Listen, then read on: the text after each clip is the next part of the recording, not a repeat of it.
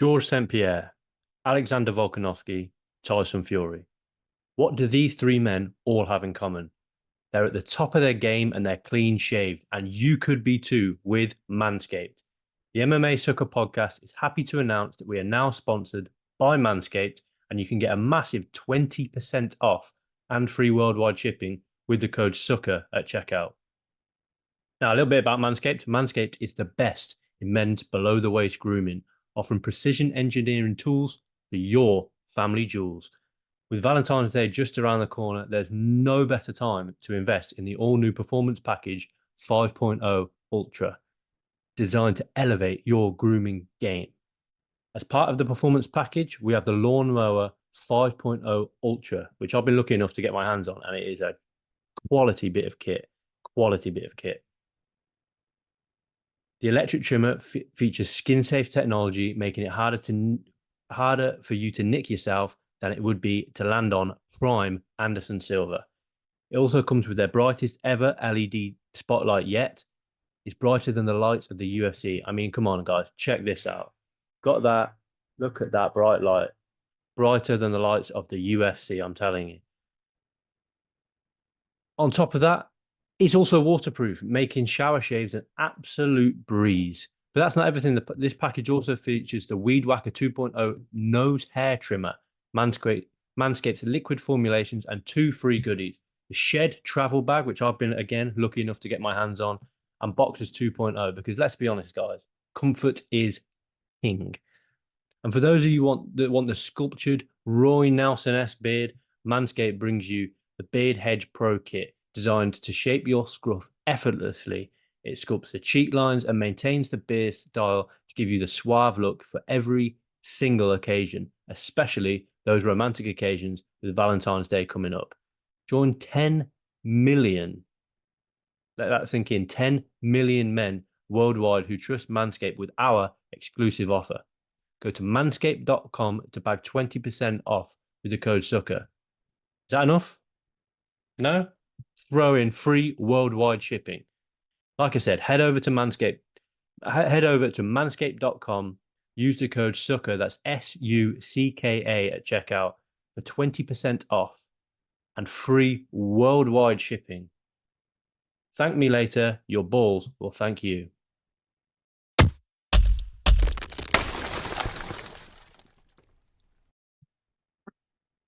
Hello, guys. Welcome back to the MMASucka channel. My name is Fraser Crone, and to kick this podcast off, I just want to say a big thank you. We've been putting a lot of effort lately into the YouTube channel, and it's done really well this week, especially. You know, there's been 4 videos up there. We had the UFC 297 breakdown podcast from myself.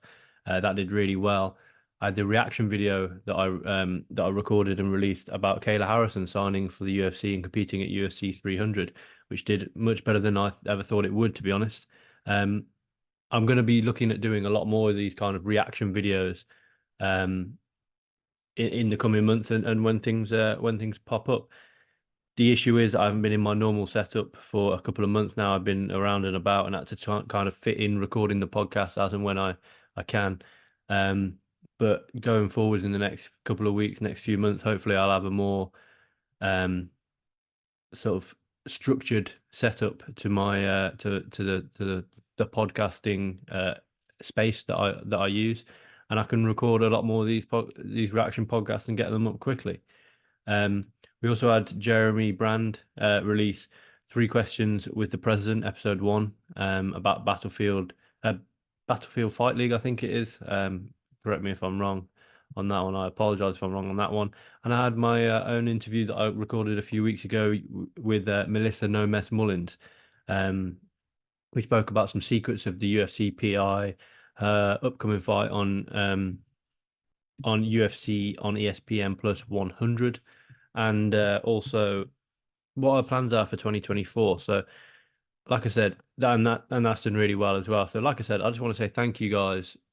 It means the world to me that I'm getting the sort of the just the eyes, even if it's, you know, if you don't leave a comment, you know, get in the comments. I like to talk to you guys in the comments, you know, like the video, subscribe to the YouTube channel. But this podcast is going to be slightly different. As we all know, there wasn't a whole host of combat sports on this weekend. Just a brief look, we had Octagon 52, the full results are on MMASucka.com. We had Jaime Munguia knock out John Ryder. I think it was in the ninth round. I haven't actually watched that fight yet. I'll look to watch that later on today. It should be Canelo next for Jaime Munguia, but at 43-0 now, I think, has he ever really been tested? Is he the kind of 43-0, and it's the definition of a padded record, unfortunately for Jaime. But it's a good win. John Ryder's a tough guy to finish. He's only been finished once in his career thus far, and Jaime Munguia managed to do that. And as we speak, the one championship card's going down, and there's been some crazy goings on that card. One championship 165. Spoiler if you haven't watched the event yet. Like I said, it's going down live now. The highlights for MMA fans: Gary Tonin got a submission, rear naked choke submission in the first round over Martin Nuggan. And interestingly, we didn't see Sage Northcutt. Now, Sage Northcutt was supposed to fight on this event, and I'm pretty sure up until today, even the day of the fight, the night of fight night, from whatever reason, his cornerman had some sort of issue with regards to their visas, and they were essentially sent back to the US. Now, what did that mean for Sage Northcutt? Well, what it meant is that he didn't want to compete without those team members in his corner. It's a shame because at the end of the day, you know, Shinya Aoki wanted to fight. He wanted that fight, and unfortunately, that fight didn't go ahead. However, on fight night, none other than John Lineker stepped in. Taking into account that fight was at 77 kilos, John Lineker, former bantamweight in the UFC at least, stepped into that fight, put his 2-fight winning streak on the line. I don't think it really matters. He fought down at featherweight, 65 kilos. He usually fights that at one championship. The weight, from what I understand, as per Tapology anyway, it was an open weight fight. And the fight went ahead. Shinya Aoki won his 40, 50, 61st. Let me do the maths. He's now 68-11, Shinya Aoki, 40 years of age. And we'll go on to talk about age in a minute. But Shinya Aoki still submitting some of the top guys in the world. Sage Northcutt, I think it's fair to say that his his life in one championship hasn't gone the way that he planned it, because it's been a bit of a car crash, if I'm honest. But as I said, without a whole host of combat sports this weekend, we took to Twitter just to ask what you guys want to talk about. And one thing definitely came to the forefront, and I also want something that I want to talk about for a change. What came to the forefront was the state of the women's bantamweight division and the potential return of Amanda Nunes. Now, I'll go on to talk about the state of the bantamweight division the state of the potential return of Amanda Nunes a little bit later on, but I just wanted to touch on the state of the women's bantamweight division. As we know, we've got a new champion. UFC 297's co-main event saw Raquel Pennington defeat Maya Bueno Silva by unanimous decision to capture the vacant belt. The belt was, of course, vacant after Amanda Nunes retired, having never lost having not actually lost the belt in her final fight. It's an aging division, and this is where like I said earlier, I wanted to talk about age. I'm just going to look at the top 5 for now. Of course, we've got a lot of girls outside of the top 5 that have got potential, but just for this conversation, I'm going to just look at the top 5. Pennington is 35 years old. Juliana Pena, ranked number 1, 34 years old. Bueno Silva, 32 years old. Ketlin Vieira, 32 years old. Irene Aldana, 35 years old. And Holly Holm is 42 years old. For a little bit of context, well, in simple terms, this isn't a fun division to watch, and the stats kind of back that up. Raquel Pennington last finished December 2021. Juliana Pena last finished December 2021. Moira Bueno Silva, if we're technical, their last finish was July 2023 when she defeated Holly Holm. If not, it was the fight before that. So she is a finisher. Ketlin Vieira last finish September 2017. You know, we're coming up 6.5 years since she's finished a fight. Irene Aldana last finish September 2022. Holly Holm last finish July 2017. If we remember, that's the head kick to Betch Kahea. I think that was in Shanghai, the main event in Shanghai, when Betch was kind of calling her on, and then Holly Holm head kicked her and hit her while she was down, and the referee called off the fight. The difficulty is we had a legitimate finisher in Amanda Nunes, who, has now stepped away from professional mixed martial arts as of the time of speaking. But even even with Amanda Nunes, she didn't get she's a brutal finisher and she went on a crazy finishing spree. But if you look at her most recent, say, 5 fights, she's got one finish, and there's a loss in there. She hasn't put back-to-back finishes together since 2018, 2019 when she knocked out Cyborg and Holly Holm. Obviously, her most recent finish was the reverse triangle armbar to Megan Anderson, who, in simple terms, did not want to be in there with Amanda Nunes. So it's a division where typically fights go the distance, 25 minutes, 15 minutes in non-title fights, but 25 minutes for title fights and main events. Just a short comment on each individual woman in the top five. Pennington deserves the belt. She's a solid, deserving champion. I think she could be exposed by someone with good striking and good takedown defense. Moira Bueno Silva didn't have that. She didn't have very good striking. She had awful takedown defense. But we'll see. Maybe half an hour ago, I re-watched Amanda Nunes versus Juliana Pena 2. And what I can conclude from that is Juliana Pena is not very good. And by that, I mean, by that I mean she's not very good. She was absolutely battered and dominated in that fight in every realm of mixed martial arts, whether it was stand up or on the floor. When she beat Amanda Nunes, she breathed a breath of fresh air into the division because the division was becoming stale. Amanda Nunes was just knocking these girls out, finishing these girls, dominating these girls, going up to 145, dropping back down to 135, and just overall, the division was becoming a little stagnant due to the dominance of the lioness Amanda Nunes. Juliana Pena breathed life into that division when she upset the world by defeating Amanda Nunes. But then just how badly she was beaten in that rematch, for me, spoke volumes as to where Juliana Pena was. She was happy to have won the belt. Deep down, I don't think she believed that she deserved the belt. She was a talker.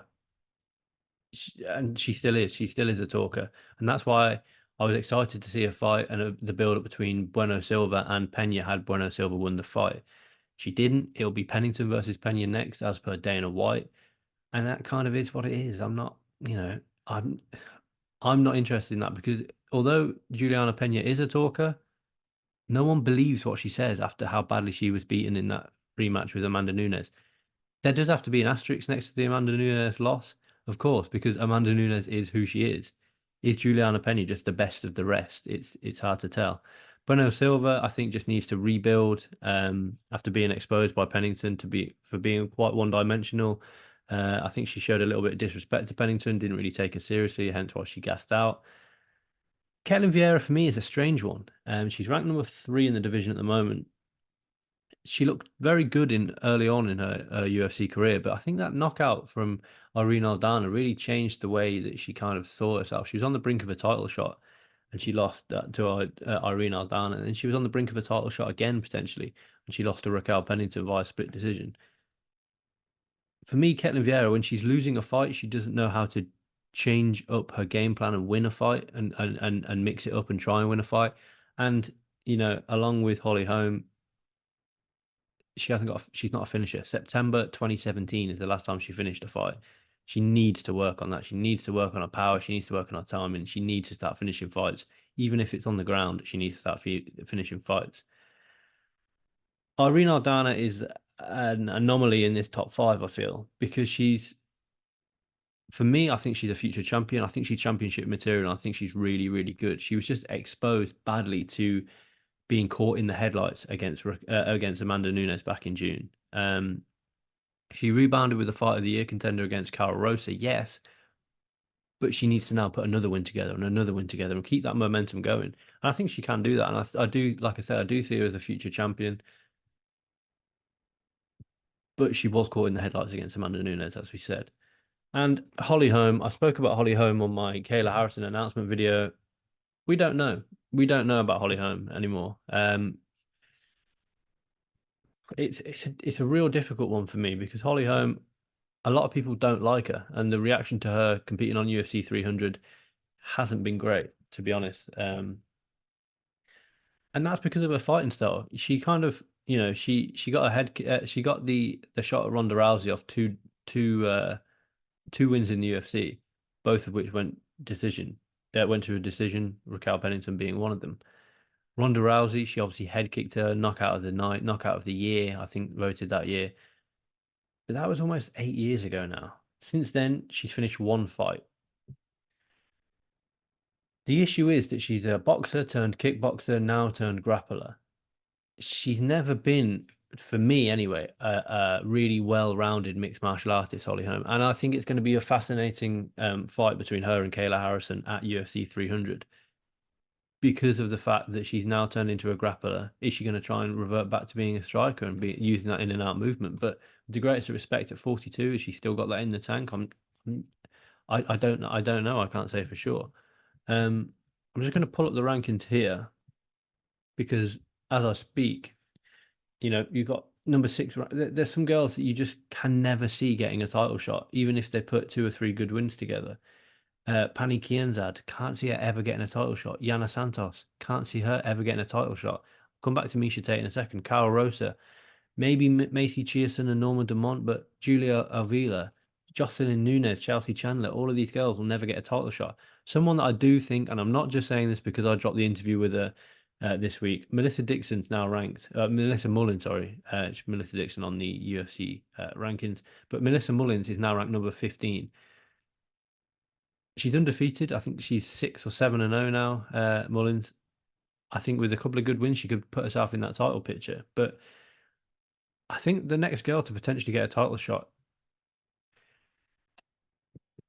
well, it's Juliana Pena, of course. But after that, it's very much up in the air. And I do feel that the girl that's ranked number 8 at the moment, Misha Tate, has a real big part to play in the UFC bantamweight division. She looks really, really good in a return fight against Julia Avila. That was at the back end of last year. I think that might have even been 296. But what I will say is there's two fights for Misha Tate. I think it's either a title fight. I actually thought that she'd rematch Holly Holm at UFC 300. As we know, that's not happening. But rest assured that she'll be keeping a very, very close eye on that UFC 300 card. Because if Kayla Harrison loses that fight, I think Misha Tate faces Kayla Harrison. Kayla Harrison wins that fight. I think Kayla Harrison gets a title shot. I think Misha Tate maybe rematches Holly Holm, back end of this year. It's very interesting, especially because we've got the potential return of Amanda Nunes. And this is something else I wanted to talk about. Because if Amanda Nunes wins this fight, if Amanda Nunes returns, sorry, she wins the belt back with ease. She's already beaten Raquel Pennington. I think she stopped Raquel Pennington. Let me just double check that. I'm pretty sure that was the case back in the day. Yep. Stopped her in the 5th round in Rio de Janeiro, UFC 222 main event. That was a long time ago, granted. And I think Raquel's only lost once since then. No, twice. She lost to Jermaine de Randamie and missed weight, which was a night to forget for her, obviously, or weekend, sorry, to forget. And then she lost to Holly Holm in 2020 at UFC 246. That was the return of McGregor card. Since then, 6-fight win streak, UFC bantamweight champion, and yeah, I still think that she gets dominated by Amanda Nunes. Similar with Juliana Pena. If Pena wins the belt in her title shot, which we're pretty sure is next, Amanda Nunes beats her. Ketlin Vieira, Maya Bueno Silva, Amanda Nunes beats her. Ketlin Vieira, she beats her. Ariane Aldana, she's already beaten her. I think she beats her again. And Holly Holm, she's already beaten her. I think she beats her again. Amanda Nunes is such an enigma in this division. I was looking for the word and I couldn't find it. She is an enigma in this division, in my opinion, because she's so good. She's head and shoulders above everybody else in the division, and it's not just in the striking game, but she's solid on the floor. She's she's just, in my opinion, the number one wherever the fight goes, whether that be on the floor, on the feet. I mean, there's girls that don't want to go. It's like a lot of people, a lot of fighters. If a fighter is particularly good at stand up, or you don't want to stand with them, when you don't stand with them, it exposes your ground game. Amanda Nunes is legit black belt on the ground, a legit black belt on the ground. I think that if Amanda Nunes, there was rumors of her potentially returning after that Pennington fight, and I think if she does return, she if she returns, she's straight into the top five. Sorry, if she returns, she's straight into a title shot and she wins the belt back. And then it's just how long she wants to keep on going until she until she re-retires, as it were. I'm just looking down the rankings now, and there's not an awful lot of girls coming through. Like I said, I think Melissa Mullins does really well. With that being said, Nora Cornell, who Mullins is facing, has got a big opportunity as well, to sort of crack that top 15. You've got Tia Tainarara, Thai Panther Lisboa, enjoying a 5-fight win streak at the moment, undefeated. Last defeat was in 2020. She's 2-0 in the UFC now. She's got potential to break through, but realistically, I'm looking outside of the top sort of. This is on Tapology. Outside of the top 20, it's looking pretty rough. You've got Montserrat Rendon, who's 6-0. 1-0 in the UFC. She's facing Daria. Again, I can't pronounce her surname. In Daria's UFC debut, she was signed at the same time as Melissa. She actually lost to Melissa in Ares. But yeah, she was signed at the same time as Melissa. That'll go down in March.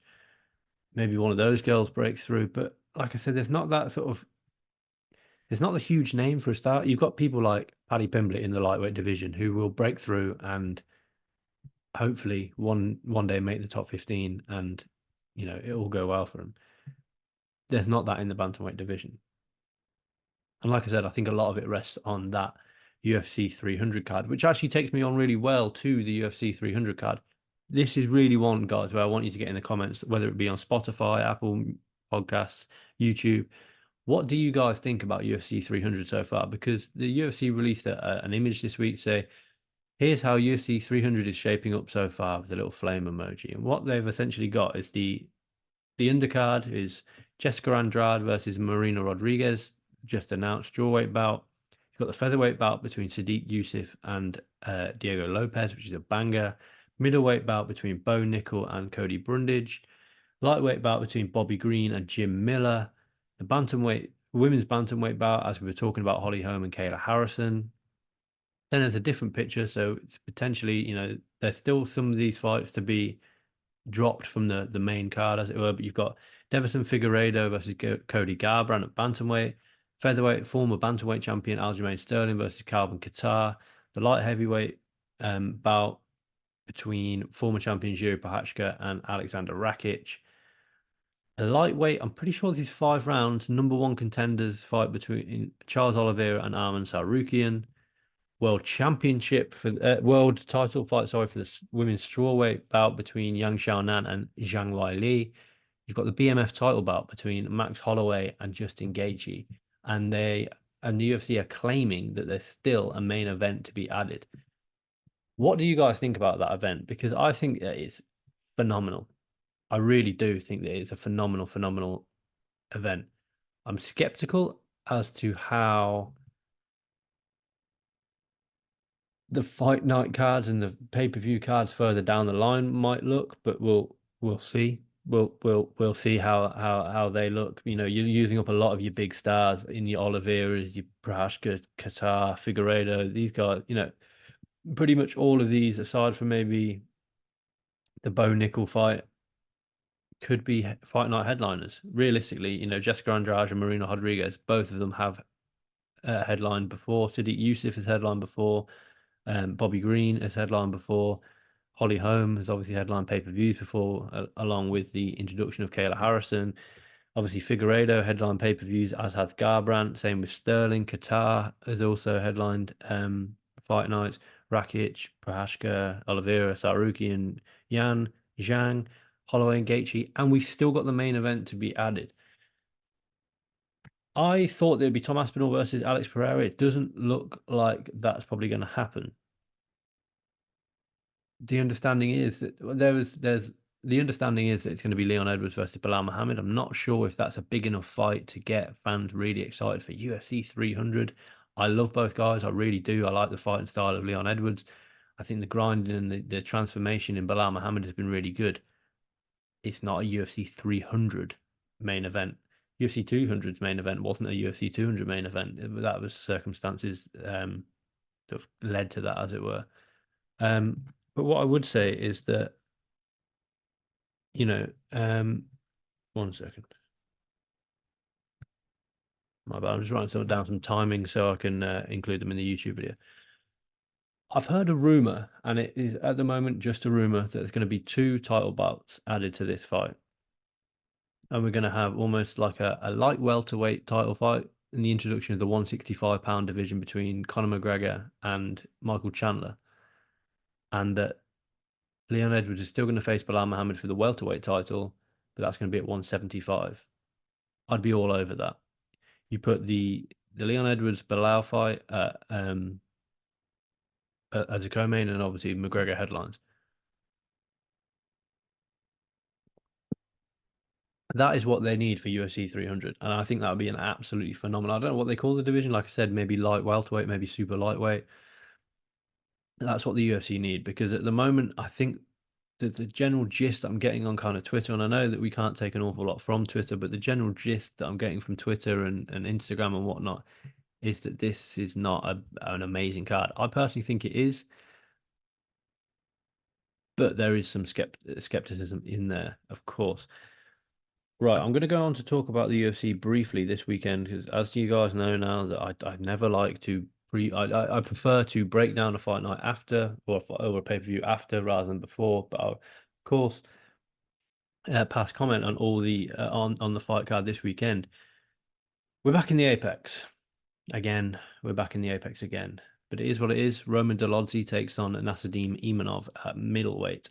This is a big fight. This is potentially who to determine who is one fight away from a number 1 contenders bout. And both of these guys, especially Roman Dolidze, his come up has reminded me quite a lot of the now champion Dricus du Plessis. It's that he's very one dimensional, and that, you know, he's gonna be found out. But if you look, you know, he didn't lose his last fight in my opinion. I thought he beat Marvin Vettori, but he is coming off a loss officially. He's meant to fight Derek Brunson. Brunson withdrew. He's meant to fight Jared Cannonier. Jared Cannonier withdrew. And now, you know, he's been raring to go since March of last year. Main event time for Roman Dolidze against Nasruddin Imanov.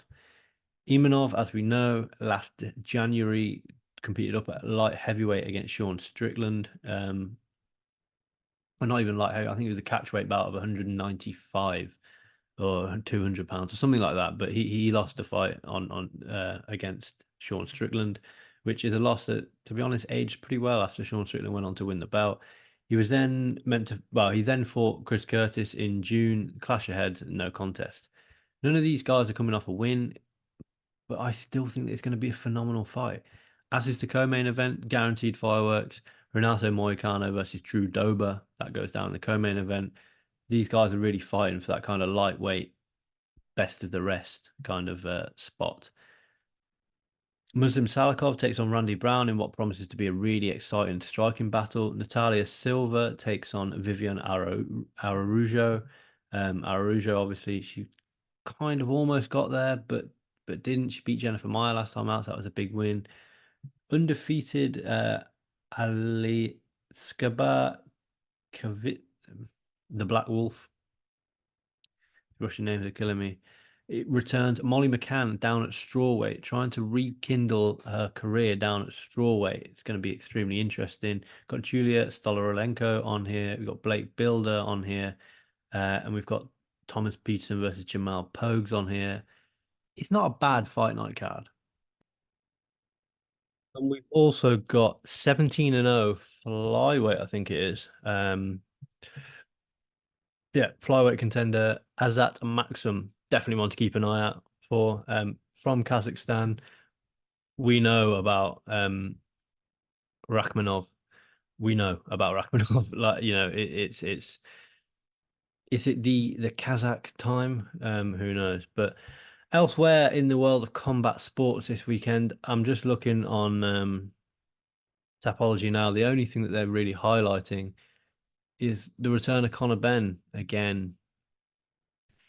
Unproven, slightly proven drugs cheat. Who knows how Conor Benn's going to do? We've got Conor Coyle taking on Austin Williams. Both of those guys undefeated. Johnny Fisher returns. I didn't realize that. Johnny Fisher returns looking for another finish victory.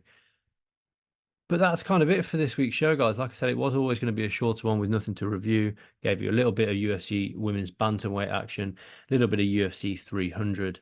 And ultimately, I think, I'm going to try and drop a video this week talking about some of the breaking news because we follow such a crazy sport where there's breaking news each and every day. So keep it locked to MMASucka, guys. As I said, I really appreciate all the views and all the love that I'm getting on the videos lately. So, honestly, from the bottom of my heart, I really appreciate it. Do like the video, do subscribe to the channel. Get in the comments, like I said, do you think UFC 300 is going to live up to the pre-fight card announcement hype? We were in a way we were picturing GSP were going to return. We're going to have Brock Lesnar versus Ronda Rousey and all this. We're going to have a Royal Rumble of all the lightweights, all the heavyweights. Has it lived up to expectation, or are you a little bit disappointed in how it's kind of gone? Let me know in the comments below, guys, and I'll speak to you next week. Thanks for listening.